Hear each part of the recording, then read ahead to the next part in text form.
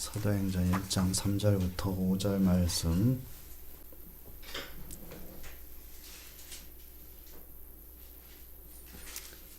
우리 다 같이 함께 봉독하겠습니다. 3절부터 5절.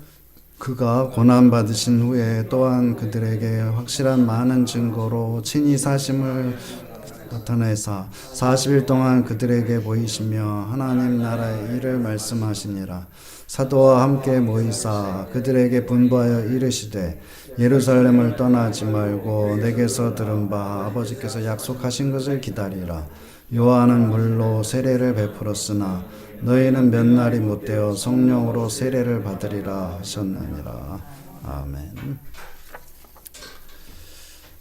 날마다 우리 하나님의 은총 가운데 우리의 삶이 또 코로나19 예상치 못한 이런 일들로 인해서 마음이 위축되고 또 여러 가지로 괴로운 또 이제 마음이 펴지지 못한 이런 가운데 있지만은 하나님의 은혜 가운데 늘 평안을 누리시는 또 항상 강건한 은혜가 있기를 주의 이름으로 축원합니다. 자, 오늘 이 본문은 예수님이 부활하신 후에 40일 동안 이 세상에 계셨다는 것을 이제 알게 해주는 그런 말씀인 것이죠. 40일 동안 예수님이 부활하신 후에 40일 동안 계시다가 이제 하늘로 올라가셨다라는 것을 말해주고 있고, 사도 바울은 또 고린도전서 15장에서 이제 말하기를 장사 지낸 바 되셨다가 성경대로 사흘 만에 다시 살아나사 게바에게 보이시고 후에 12 제자에게와 그 후에 500여 형제에게 일시에 보이셨다, 이런 말을 우리에게 전해주고 있죠. 예수님이 부활하신 후에 40일 동안 게바 즉 베드로에게 보이시고 12 제자에게 나타나셨고 또 500여 형제들이 있는데 함께 있을 때 이제 예수님이 나타나셨다고 증언을 하고 있는 것이죠. 부활하신 예수님이 베드로와 제자들에게 여러 번 나타나신 것을 우리가 복음서에서 확인할 수가 있는 것이죠. 그런데 500여 형제에게 일시에 보이셨다 하는 이 증언은 오직 바울에게서만 우리가 읽을 수가 있는 것이죠. 바울은 이 말을 자기가 전해 들었다라고 말하고 있는데, 그 전해 들었다는 말은 어떤 떠도는 소문을 들었다는 것이 아니고 500여 형제의 500여 명의 남자 성인들이 그 증인이라고 하는 것은 사실 이것은 마음대로 꾸며낼 수 있는 그런 일은 아닌 것이죠. 자, 이것은 상당히 많은 사람들이 부활하신 예수님을 목격했다라고 우리가 볼 수가 있는 것이죠. 예수님이 고난당하고 십자가에서 죽으실 때에 예수님을 따르던 사람들은 뿔뿔이 흩어졌죠. 12 가운데 하나인 가룟 유다는 예수님을 배신하고 팔아버리고 나중에 자살해서 죽었고, 베드로는 예수님을 모른다고 3번 부인하고 12 제자는 도망하고, 그래서 예수님을 따르던 이 많은 사람들은 우리가 엠마오 마을로 가던 그 2 제자와 같이 시리에 차서 모두 이제 각자 자기의 곳으로 뿔뿔이 흩어져 버린 것을 알 수가 있는 것이죠. 근데 그 예수님이 다시 살아나셔서 제자들에게 여러 번에 걸쳐 나타나시고 500여 명이나 되는 그런 사람들 앞에서 나타나신 것이다. 그래서 일주일 또 열흘이 아니고 한 달도 넘는 40일 동안이나 이 세상에 계시면서 사람들 앞에 모습을 드러내신 것이죠. 그래서 40일이라는 이 시간은 짧은 기간이 아니고, 또 사도 바울이 증언하는 바 500명이라는 이 사람도 남자만 500명이라는데 이것은 적은 숫자가 결코 아닌 것이죠. 6절에 보게 되면은 제자들이 예수님에게 묻기를 주께서 이스라엘 나라를 회복하심이 이때니까 라고 묻는데, 이 말은 어떻게 보면 굉장히 난데없는 그런 질문처럼 느껴지지만은 제자들이 어떤 아무런 배경이나 아무 근거 없이 주께서 이스라엘 나라를 회복하심이 이때입니까? 라고 그렇게 아무런 근거 없이 물은 것은 아니다, 이렇게 볼 수가 있는 것이죠. 그러니까 예수님이 부활하시고 40일 동안 여러 제자들을 여러 번에 걸쳐서 만나시고, 그 다음에 또 여러 이적도 행하시고 표적을 보이시고, 그러면서 또 이제 많은 사람들 500여 형제들 앞에서 또 일시에 있는데 나타나시고, 자, 이러므로 해가지고 그 40일 동안에 예수님이 이 사람들을 모아가지고 새로운 일을 시작하시는 것이 아니냐. 그런 생각을 이 제자들이 하기에 충분한 그런 이제 여건이었다는 것을, 그런 배경이었다는 것을 우리가 볼 수가 있는 것이죠. 그래서 제자들이 이스라엘 나라를 회복하심이 바로 이때입니까? 라고 물을 수가 있었던 것이죠. 오늘 본문은 예수님이 부활하신 후 승천하시기 전까지 40일 동안 하나님 나라의 일을 말씀하셨다. 이렇게 말해주고 있는 것이죠. 요약해서 하나님 나라의 일을 말씀하셨다. 하나님 나라의 일을 말씀하셨다는 것은 전혀 새로운 것이 아니다. 하나님 나라라고 하는 것은 이 세상이 없어지고 새 하늘과 새 땅이 되는 그런 나라에 대해서 말씀하신 것이 아니다.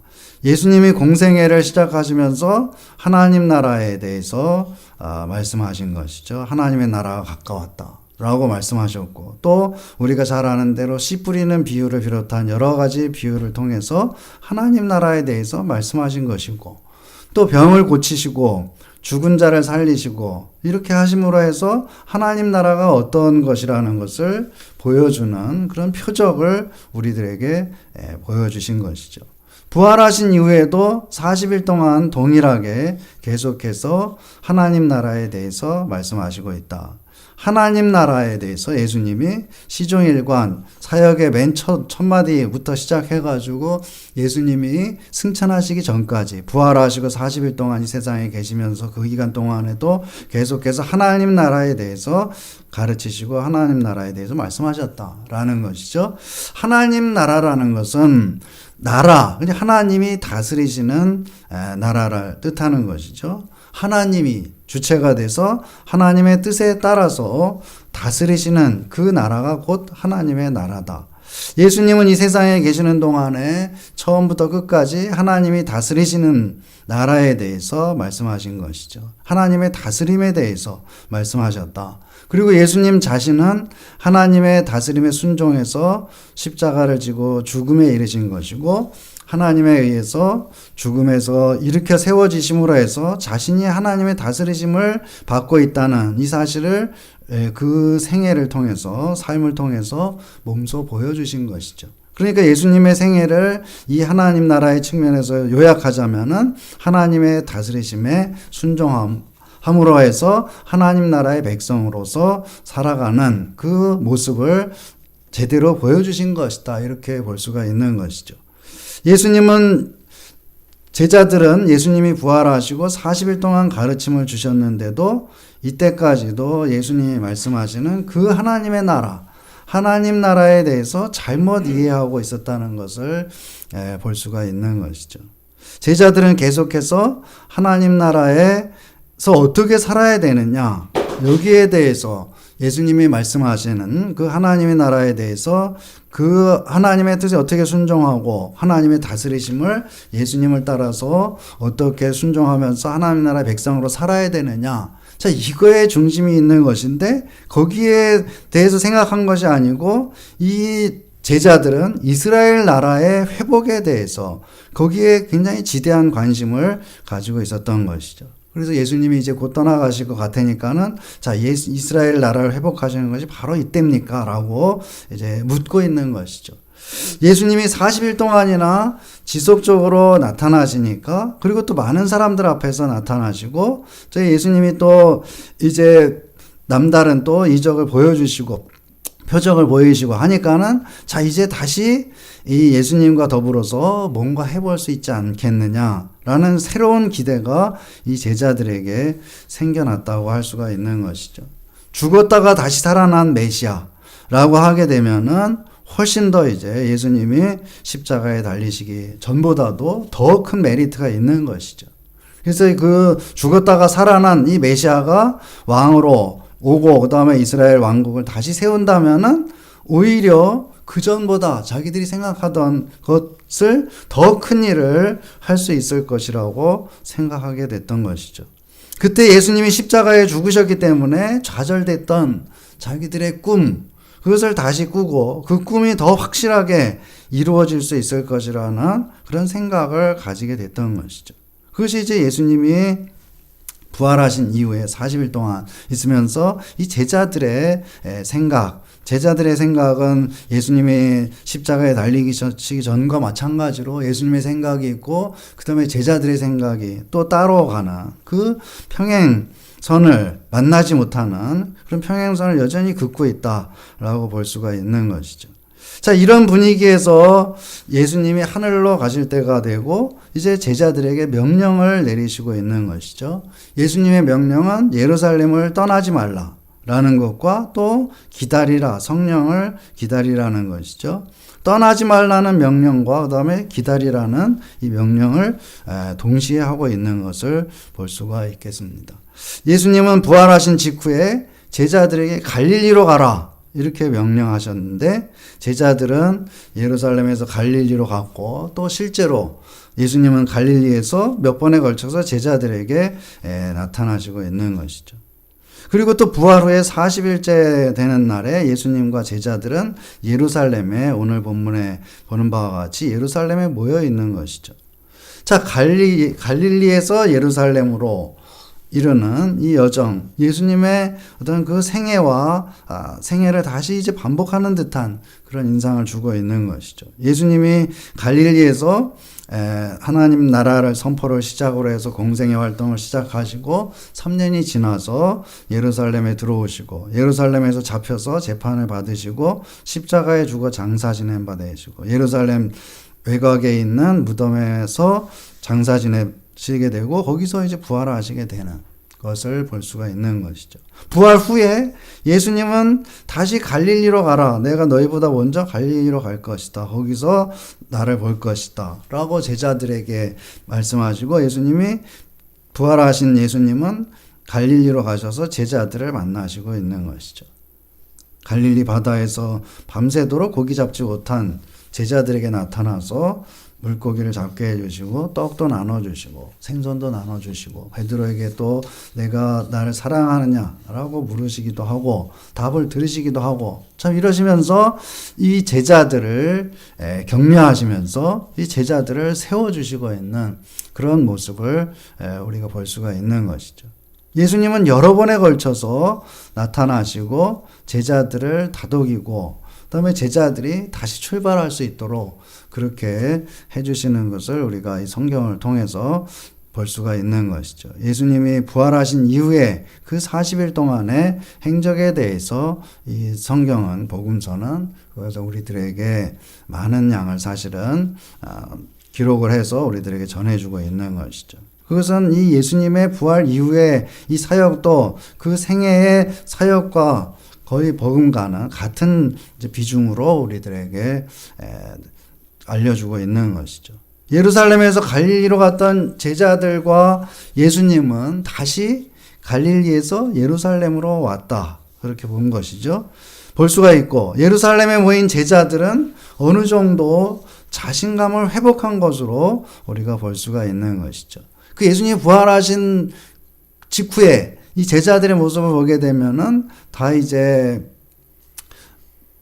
두려운 마음에 모인 곳에 문들을 닫고 있는다든지, 아니면 시리에 빠져가지고 각자 자기 집으로 돌아가는 이런 모습이라든지, 또는 이제 모여있다가 별 할 일이 없으니까 물고기 잡으러 간다든지, 이런 모습들, 굉장히 이제 중심이 없는 그런 이제 또 두려워하고 또 어떻게 할 바를 알지 못하는 그런 모습들을 보여주고 있는데, 예수님께서 나타나실 때마다 제자들 가운데 서서 말씀하시고, 그리고 제자들을 또 다독이시고, 그들의 실수, 그들의 실패, 이것을 이제 다시 회복할 수 있도록 예수님이, 부활하신 예수님이 나타나셔서 확신도 주시고, 이렇게 이들을 이끄시는 것을 볼 수가 있는 것이죠. 그런 상태에서 이제 예수님이 다시 갈릴리에서 예루살렘으로 온 것이고, 제자들은 어느 정도 자신감을 회복한 그런 상태에 있다고 볼 수가 있는 것이죠.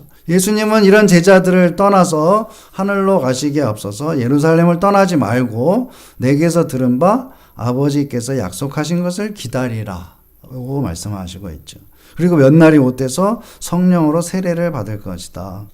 이 뒤에 이야기를 우리가 알고 있는 대로 우리들은 그 약속하신 것이 성령이고 성령이 임하시고 또 제자들이 나가서 담대하게 그리스도를 증거했다는, 그래서 이제 많은 사람들이 회개하고 돌아온 그런 사실을 우리가 알고 있는 것이죠. 제자들은 이 성령을 받게 된다는 것이 어떤 것이냐에 대해서, 어떤 것인가, 성령을 받게 된다고 말씀하시는데 그 성령을 받게 되면 어떻게 되느냐라는 것을 예수님이 말씀하시는 그런 뜻, 우리가 뒤에 벌어지는 그런 일을 생각하지 못했던 것이죠. 사실 제자들은 나름대로의 생각에 빠져 있었던 것이죠. 그래서 제자들은 예수님에게 이스라엘 나라를 회복하심이 이때니까 라는 그런 엉뚱한 질문을 하고 있는 것을 보게 되면은, 이 제자들은 예수님이 말씀하시는 것, 즉 예수님이 약속하신 것이나 또 성령으로 세례를 받는다 라는 이런 것들에 대해서 나름대로의 어떤 해석을 하고 있었던 것으로 이제 볼 수가 있는 것이죠. 제자들은 성령을 내려주시면은 자기들이 큰 능력을 받아가지고 이 예루살렘에 이스라엘 왕국을 세우게 될 것을 생각하고 있었음에 틀림없는 것이죠. 그런 생각을, 예수님은 그렇게 말씀하신 것이 아닌데 이 제자들이 볼 때에는 이 예루살렘을 떠나지 말고 또 하나님이 약속하신 걸 너희 줄 테니까 성령을 기다려라. 그리고 성령을 받게 되면은 이제 하나님의 일을 하게 될 것이다. 하나님의 큰 능력을 임하고 예루살렘에 이스라엘 왕국을 세우게 될 것이다. 이게 나름대로의 해석인 것이죠. 이때 사실 이 당시에 예루살렘이라는 이곳은 제자들이 있어야 될 곳으로는 위험한 요소가 이제 많이 있었던 것이죠.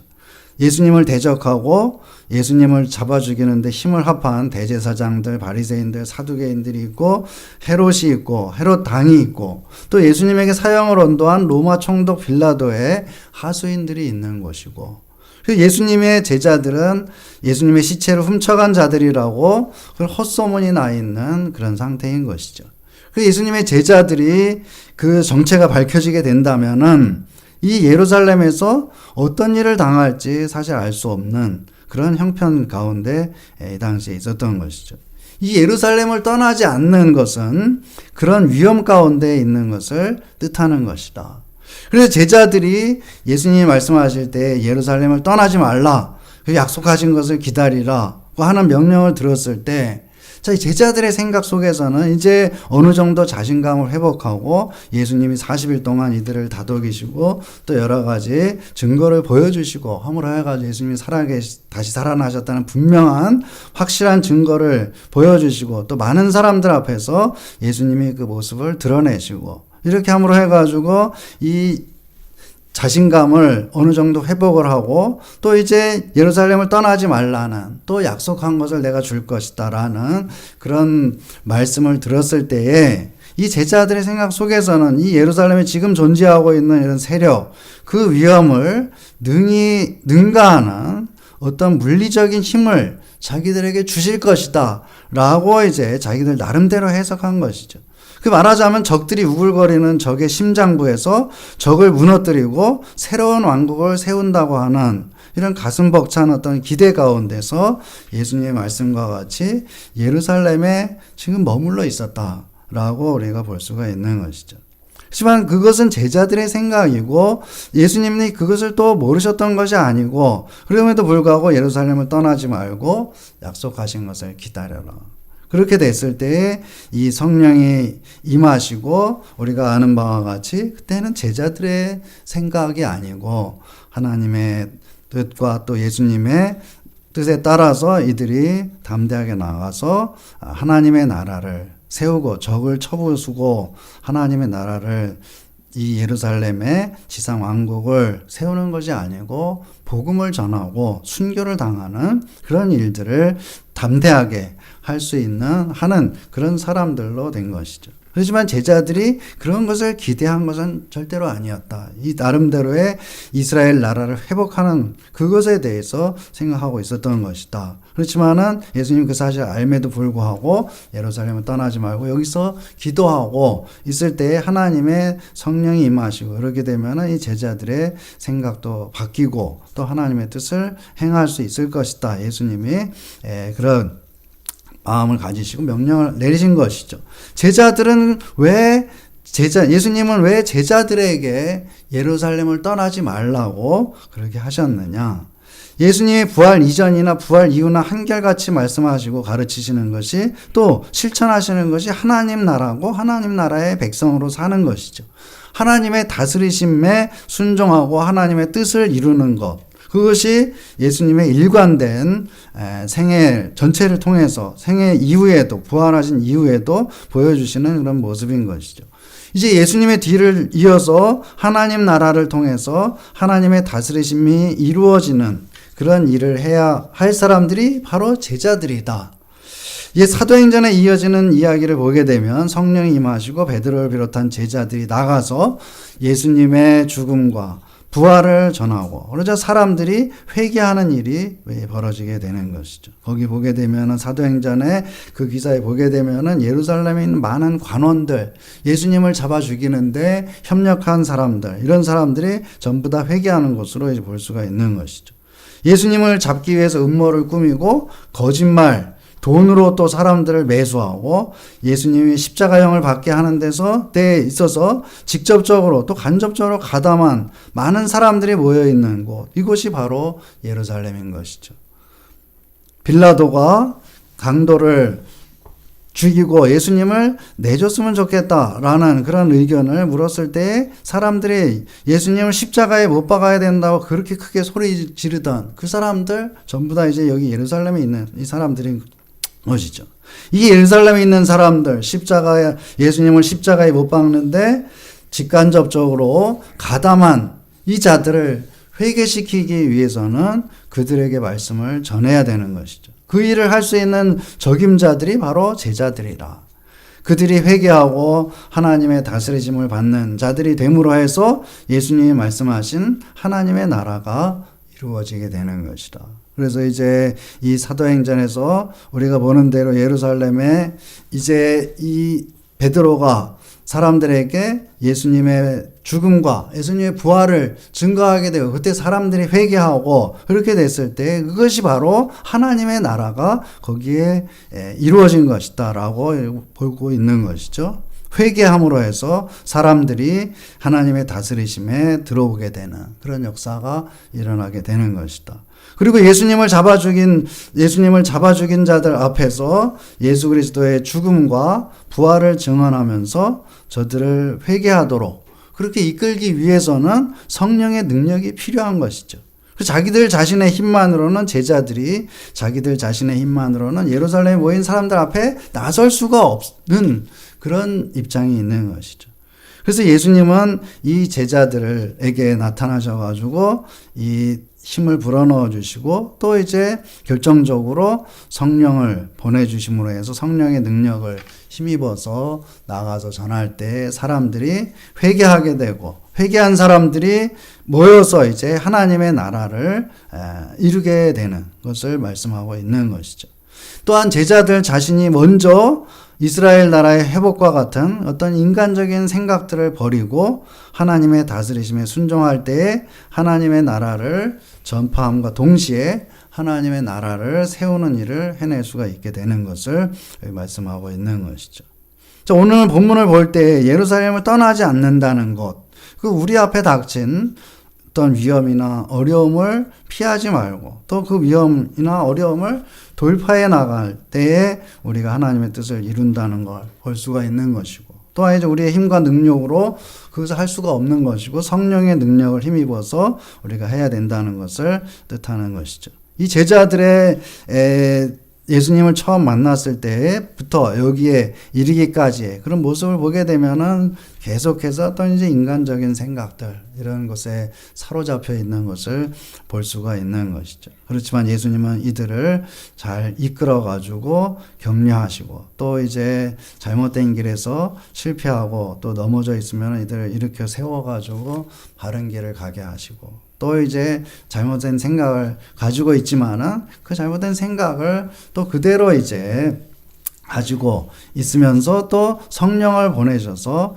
이들의 잘못된 생각을 고쳐주시고 그 잘못된 생각을 고쳐가지고 또 이제 하나님 나라를 이루는 그런 이제 일꾼들로 이 제자들을 세워주시는 것을 우리가 볼 수가 있는 것이죠. 제자들은 어떻게 보면 끝까지 어떤 인간적인 생각을 가지고 있었지만은 그것이 이제 하나님의 보내신 또 예수님이 보내신 성령에 의해서 깨지고 오직 하나님의 뜻에 순종하는 그런 하나님 나라의 백성으로 서게 되는 것을 우리들이 볼 수가 있는 것이죠. 우리들도 역시 마찬가지로 우리 인간적인 생각들을 끝까지 가지고 또 나의 고집을 꺾지 못하고 사는 그런 참 계속 이 제자들과 같은 그런 이제 어떻게 보면 굉장히 고집스러운 그래도 자기가 참 그것을 꺾지 못하는 그런 우리 참 한심한 인간이지만은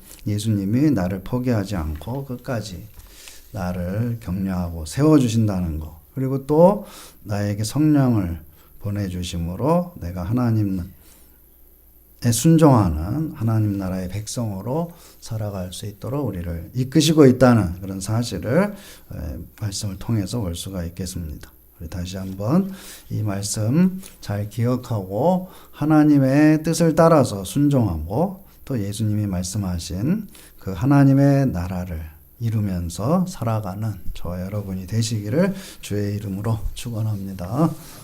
기도하겠습니다. 주 하나님 감사합니다.